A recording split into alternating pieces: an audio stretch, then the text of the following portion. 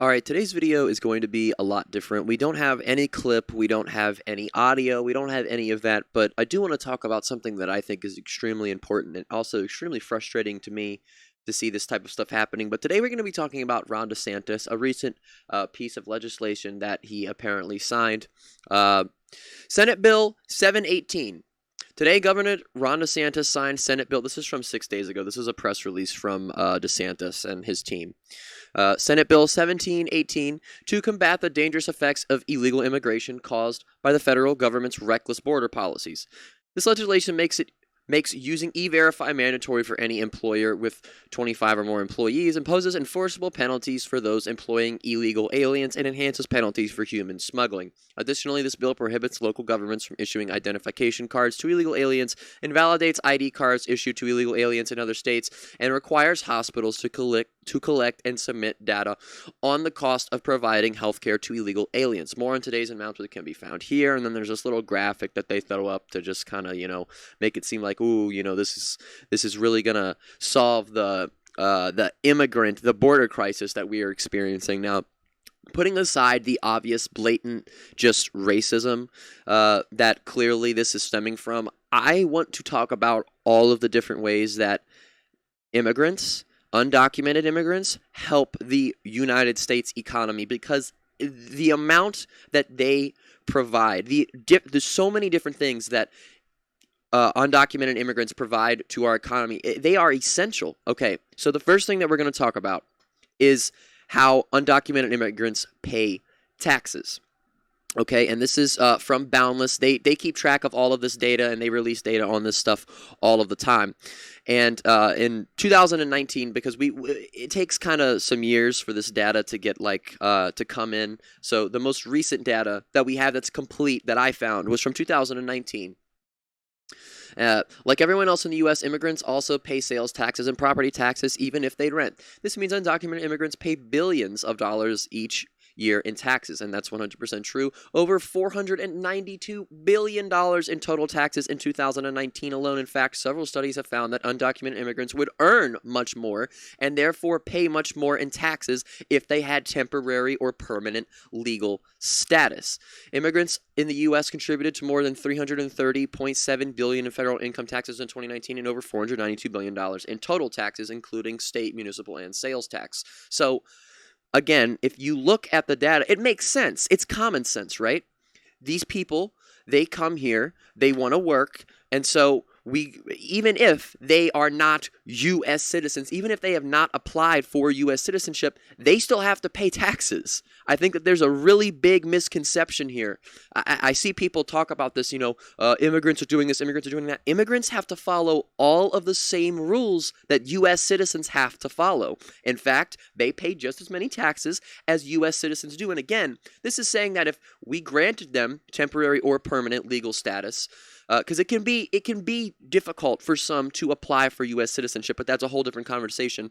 We would literally be getting more money. The government would be getting more money from these immigrants paying more taxes. So that's just one thing.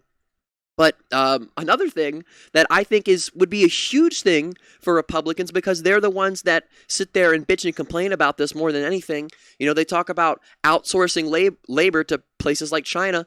Immigrants add to the workforce here in America. This is common sense. I don't think I need to be saying this stuff, because all you need to do is just think about it. You're like, oh, they're here to work. They're adding to the U.S. labor force, and they are. And again, these statistics are from a few years ago, but they are still true today, and these are even more pronounced today versus a couple years ago when we have these statistics. Immigrants work at higher rates in jobs that are important to our economy and communities. In 2018, the labor force participation rate of foreign-born adults was 65.7%, higher than the 62.3% rate for the native-born, according to the U.S. Bureau of Labor Statistics. So, if immigrants actually work more than U.S. citizens do, according to our own government. According to our own government, immigrants actually do more work than actual U.S.-born citizens.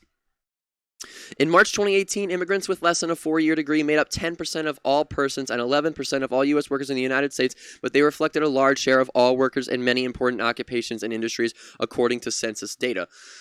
Fully 36% of workers in the farming, fishing, and forestry fields are immigrants without a college degree, as are 36% of building and grounds cleaning and maintenance workers, 27% of hotel workers, and 21% of home health care industry workers. Again, this is not something that needs to be said out loud, but immigrants only add to the workforce. And if we want to stop outsourcing all of this labor to other countries, then here is one way we can do that, by letting these immigrants work, allowing them to work. But Ron Desantis doesn't want to do that. But that's not it.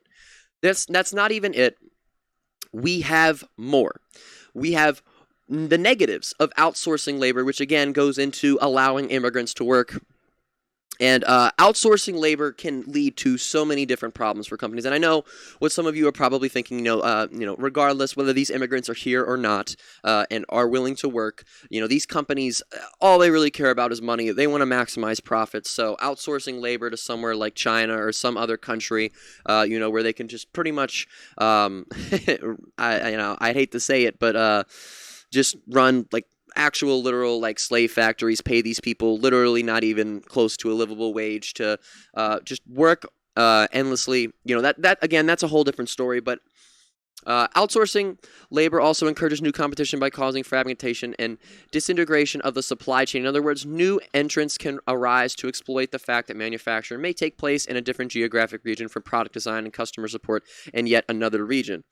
Each part of a business is effectively subcontracted out, and that means that any new company can hire those same contractors and produce identical items for around the same cost as big players. Again, the more people that we have in this country working, the better that is for our economy, okay?